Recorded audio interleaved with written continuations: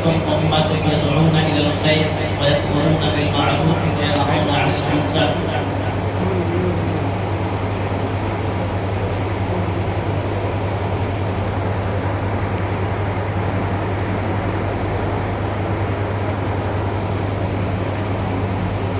اللہ اساتذہ کرام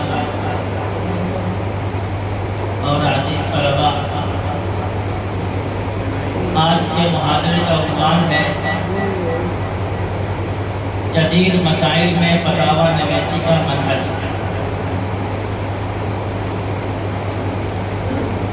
اس کو کاٹ کے اگر آپ دیکھیں تو اس کے کئی عناصر نکلتے ہیں۔ جدید مسائل، فتاوی نویسی، منہج، یہ اس کے بنیادی عناصر ہیں۔ فقہ و فتاوی کا شغف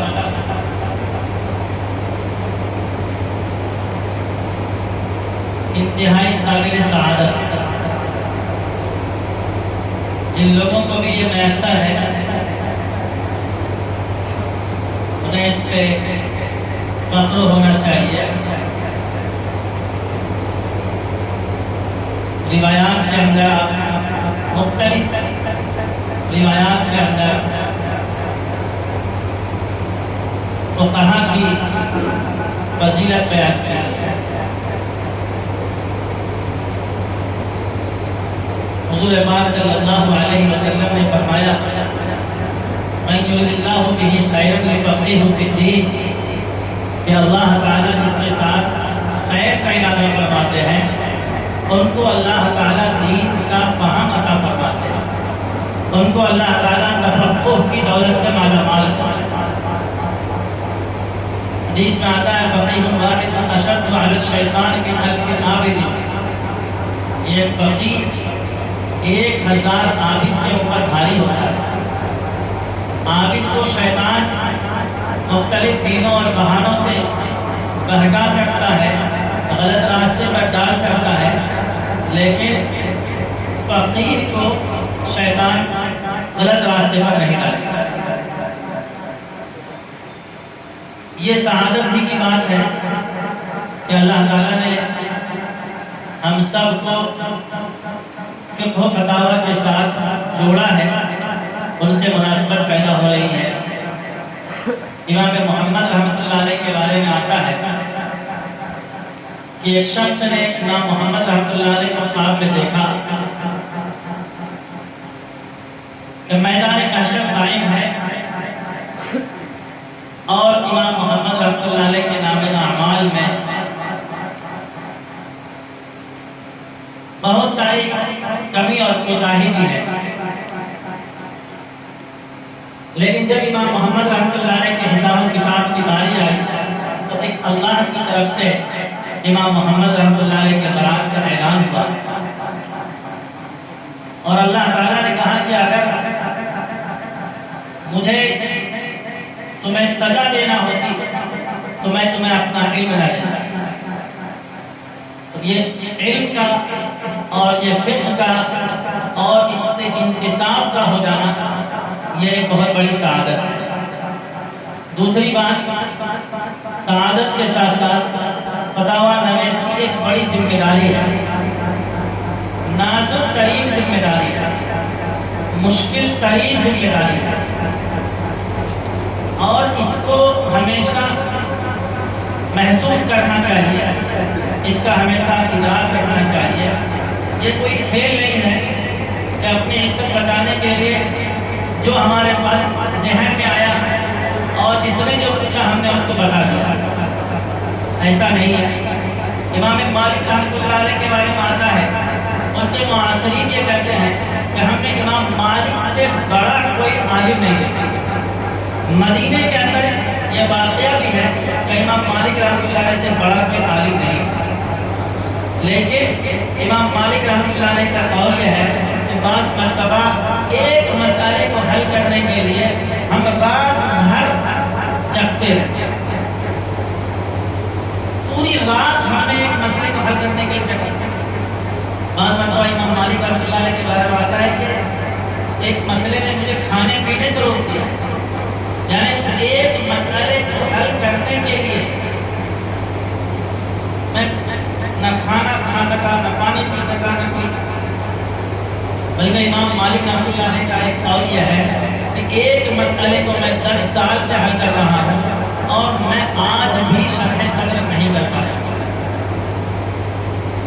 امام مالک رحمۃ اللہ علیہ جیسے عظیم فقیہ اور اپنے زمانے کے سب سے بڑے عالم کا یہ حال ہے کہ وہ ان سے پوچھا جاتا ہے، ان کے زمانے کے بڑے علماء کہتے ہیں کہ زیادہ تر مسائل میں امام مالک کہتے ہیں لا ادری، مجھے نہیں پتا.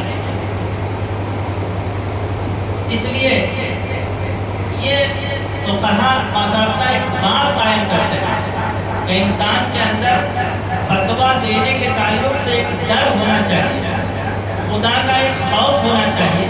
اس لیے کہ مفتی جو فتویٰ دے رہا ہو وہ در حقیقت ایک سائل کو، ایک اس شخص کو جو شریعت پر عمل کرنا چاہتا ہے، اس کو اللہ تعالیٰ کے حکم سے واقف ہوتا ہے.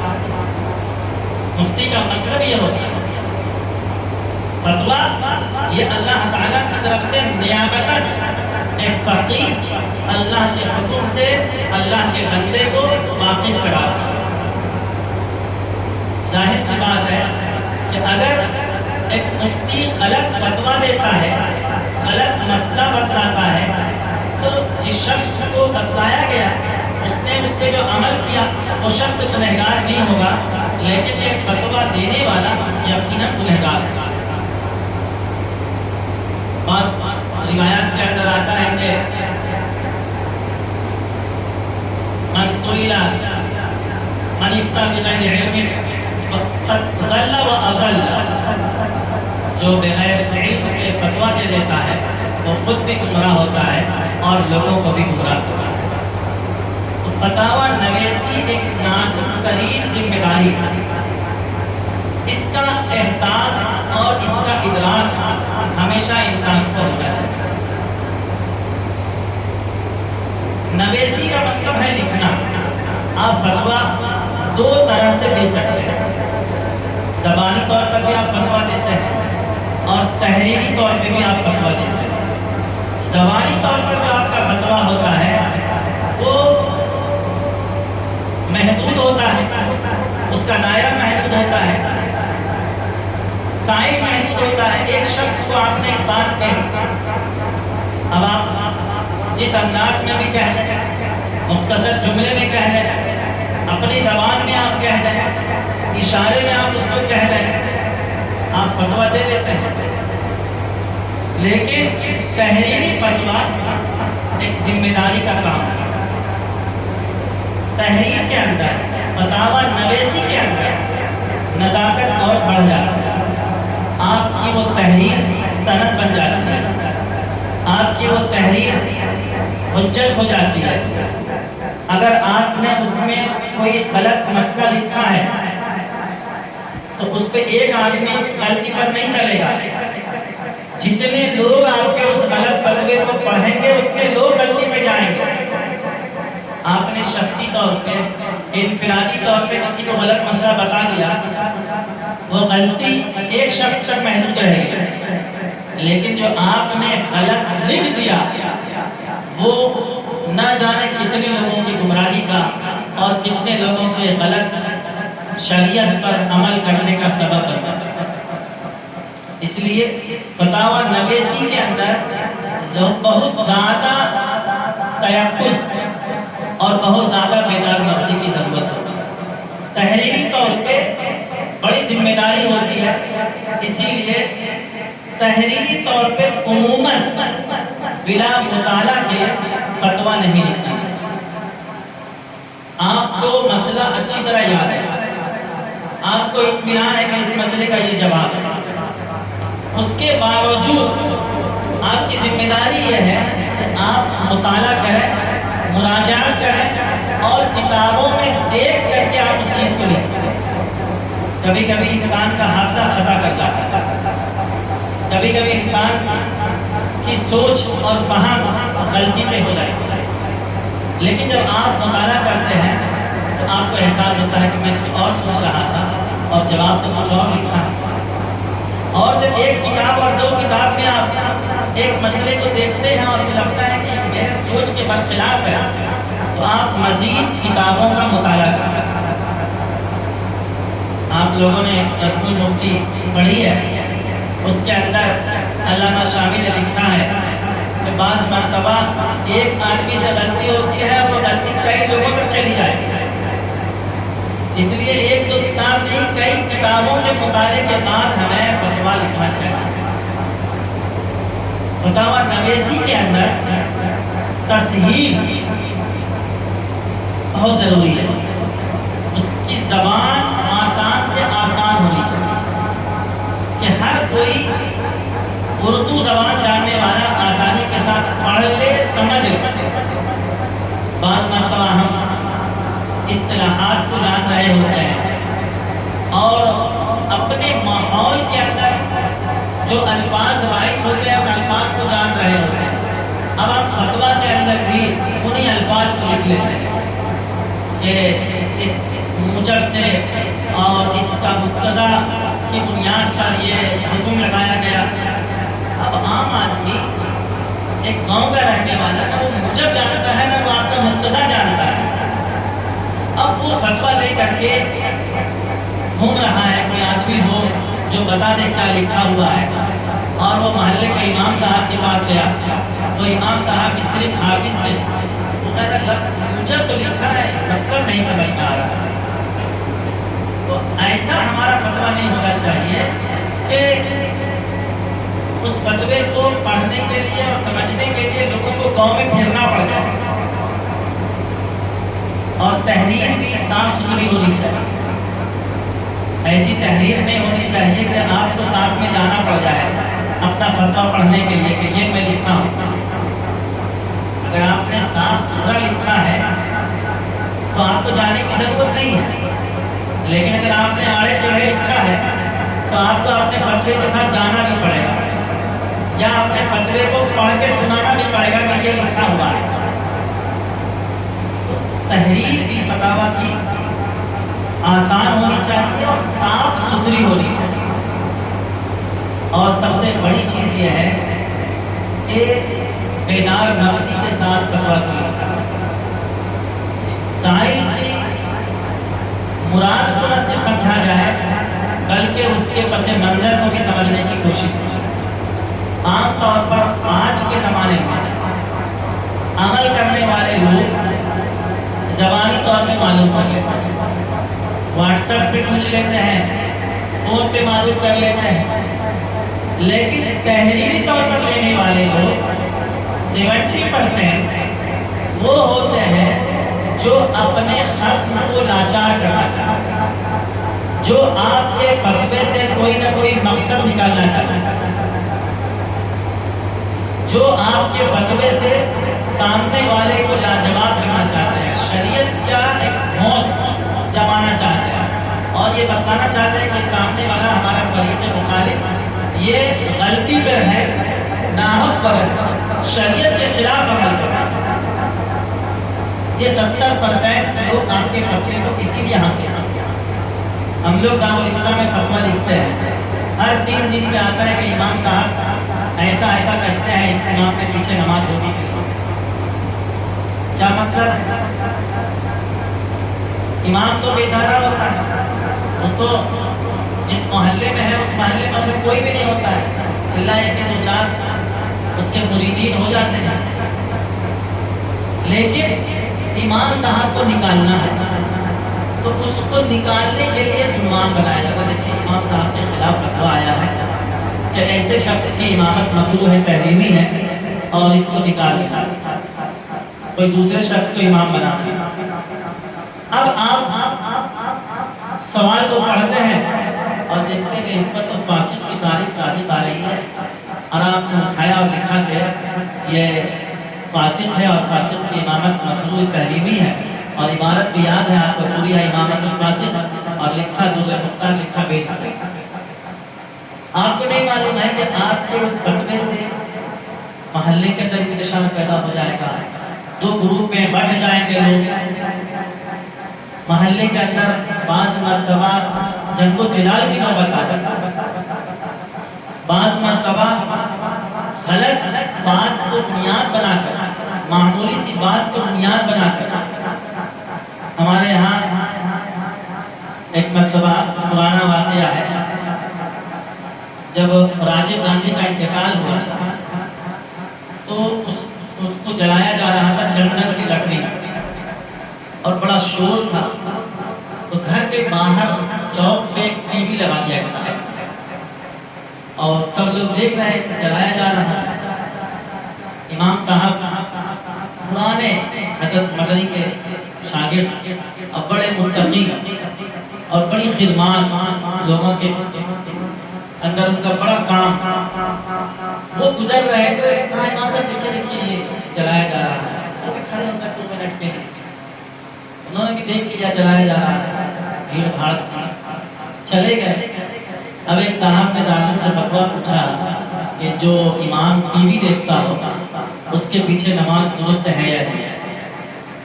دارالعلوم نے فتویٰ لکھا کہ ٹی وی دیکھنے والا شخص جو ہے یہ فاسق ہے، اور فاسق کی امامت مکروہ تحریمی ہے، اور یہ اس ایک فتوے کی بنیاد پر اس امام صاحب کو ہٹا. 25 سال خدمت کی اور اتنا سا اقبال ہے. لیکن اگر مفتی بیدار نفس ہو، سنجیدہ ہو، سمجھدار ہو، تو وہ کہہ سکتا ہے کہ امام کو توبہ کرنا چاہیے. وہ کہہ سکتا ہے کہ آپ مقامی علماء سے اس مسئلے کو معلوم کر لیجیے. اب مقامی علماء کی ہمت نہیں ہوتی کہ فتویٰ، کیونکہ مقامی علماء کو تو معلوم ہے کہ واقعہ کیا ہے. اور مفتی یہ کہہ سکتا ہے کہ بھائی آپ محلے کے 10 لوگوں سے لکھ کر کے بھیجیے، آپ 10 لوگ مل کر کے آئیں اور بتائیں کہ واقعہ کی صحیح صورتحال کیا ہے. وہ واقعی دیکھتے رہتے ہیں، ان کے گھر میں ٹی وی ہے، دیکھنے کی ان کو عادت ہے، عارضی طور پر حادثاتی طور پر دیکھا ہے. سوالات کی تنقیح ہو سکتی ہے، اور سوالات کی اس تنقیح کے اندر ہی مسئلے کا حل نکل سکتا ہے. تو بیدار مغزی یہ بہت ضروری ہے. علامہ شامی نے لکھا ہے کہ یہ مفتی کے لیے ایک لازمی شرط ہے، تیقظ، کہ آپ کا فتویٰ کسی غلط استعمال کے لیے تو نہیں جا رہا. آج کل جدید مسائل کی بات ہے، معاشیات کے باب میں بہت ساری کمپنیاں مختلف ان کے اپنے اپنے پروجیکٹ ہیں، اور اس پروجیکٹ پر لوگوں کو لانے کے لیے ان کے بہت سارے ورکرز ہوتے ہیں. اب مسلمانوں میں پہلا مسئلہ آتا ہے کہ حلال ہے یا حرام ہے. اب جو مسلم بروکر ہوتا ہے وہ کسی مسلمان کے پاس جاتا ہے، وہ کہتا ہے کہ یہ ناجائز ہے، مفتی صاحب بتایا کہ ناجائز ہے. اب وہ لوگ کیا کرتے ہیں، طرح طرح کے چیزوں کو سمجھ کر کے ایک سوال نامہ مرتب کرتے ہیں، اور وہ سوال نامہ لے کر کے دارالفتہ میں آتے ہیں کہ مفتی صاحب اس کا جواب دیں. اب مفتی صاحب نے دیکھا تھوڑا سا اور دیکھا کہ یہ تو جائز ہی ہے، لکھ کے دے دیا. اب وہ اس فتوے کو لے کر کے ہر دکان میں ہر مسلمان کے پاس جاتا ہے، کہتا ہے کہ دیکھیے یہ فتویٰ ہے ہمارے پاس، یہ چیز جائز ہے، اس سے جڑنا جائز ہے، RCM سے جڑنا جائز ہے، فلانے سے جڑنا جائز ہے، فوریکس ٹریڈنگ جائز ہے، یہ فتویٰ ہے ہمارے پاس. تو یہ بہت اہم چیز ہے. ہمارا اپنا اصول ہے، اب کمپنی کو فتویٰ لکھ کر کے نہیں دیتے. دارالفتہ مسلمانوں کو اللہ کے حکم سے واقف کرانے کے لیے ہے. اس شخص کو جو شریعت پر عمل کرنا چاہتا ہے ہم اس کو بتاتے ہیں، ہم کسی کے بزنس کو پروموٹ نہیں کرتے. دارالفتہ کا مقصد یہ نہیں ہے کہ ہم آپ کے بزنس کو بڑھائیں. ہم آپ کو فتویٰ دیں گے. صاحب ہمارے پاس آ گئے تو کمپنی کے ہم نے کہا کہ آپ کس لیے معلوم کرنا چاہتے ہیں؟ کہا ہم اپنے عمل کے لیے معلوم کرنا چاہتے ہیں. بزنس سے آئے. ہم نے کہا عمل کے لیے تو ٹھیک ہے، یہ جو شرطیں آپ بتلاتے ہیں جائز ہے. کہا جائز تو لکھ کے دے دیجیے. میں نے کہا آپ کو عمل کرنا ہے، میں مفتی ہوں دارالفتہ کا، اور دارالفتہ میں بیٹھ کے آپ سے کہہ رہا ہوں کہ یہ جائز ہے، تو بات ختم ہو جائے. آپ لکھ کے کیوں چاہتے ہیں؟ تو نہیں لکھ کے دیں کہ تب کسی کو دکھلائیں. میں نے کہا دکھلانے کی کیا ضرورت ہے ہمارے گھر میں؟ جس کو اگر ضرورت پڑے اس کو بھی لے آئیے گا، اس کو بھی بتا دیں گے۔ لیکن ہم کمپنی کے لیے آپ کو لکھ کر کے نہیں دیں گے کہ کمپنی کی یہ صورتحال جائز ہے، اس لیے کہ عمومی طور پر کمپنی کی پالیسی ہر دن چینج ہوتی رہتی ہے۔ آپ کا فتویٰ تو ہر دن چینج نہیں ہوگا، آپ کا فتویٰ تو دوبارہ پوچھنے کے لیے نہیں آئے گا۔ ایک مرتبہ کمپنی نے اپنے ویب سائٹ پہ ایک چیز ڈال دی اور کہا کہ اس ویب سائٹ کے حساب سے آپ کو فتویٰ دے دیا، جائز ہے سب کچھ، آپ نے پڑھا لکھ کے دے دیا۔ اب 6 مہینے کے بعد کمپنی نے اپنے اصول کو چینج کر دیا، اب اس میں محرمات کو شامل کر دیا ہے، ناجائز امور کو شامل کر دیا ہے، لیکن آپ کا فتویٰ تو جواز کا چل رہا ہے۔ ایک صاحب نے فوریکس ٹریڈنگ پر فتویٰ لیا کہ ناجائز دکھایا، اب انہوں نے کچھ چیزیں بدل کر کے کہ اس کی زمین کا کاروبار بھی ہے، اس کا فلاں بھی ہے، یہ بھی ہے، وہ بھی ہے، ٹھیک ہے۔ اب ہم نے اس کمپنی کے ویب سائٹ پہ چیک کیا، اب کمپنی کے ویب سائٹ پہ ہے نہیں، ہم نے جواب نہیں لکھا، ایک ہفتہ تک پڑھا رہا ہمارے پاس، پھر وہ صاحب آئے کہ آپ فتویٰ نہیں لکھا۔ میں نے کہا بھائی ایک فتویٰ تو ہم لکھ دیے، اب آپ کہہ رہے ہیں کہ کمپنی کا یہ کاروبار ہے، تو ہم کیسے مان لیں کہ یہ کاروبار ہے کمپنی کا؟ اگر کمپنی کا یہ کاروبار تھا تو کمپنی کی ویب سائٹ پہ ہونا چاہیے، لیکن کمپنی کی ویب سائٹ پر تو یہ چیزیں ہے ہی نہیں، تو کس طرح ہم آپ کو جواز کا فتویٰ لکھیں؟ تو یہ بیدار مغزی یہ انتہائی ضروری ہے۔ حالات حاضرہ کے تناظر میں آپ دیکھیں گے تو یہ انتہائی لازمی شرط ہے۔ اور ایک اہم چیز جو علامہ شامی والا نے لکھا ہے کہ فتویٰ اور تقویٰ کا بہت مضبوط کنیکشن ہے۔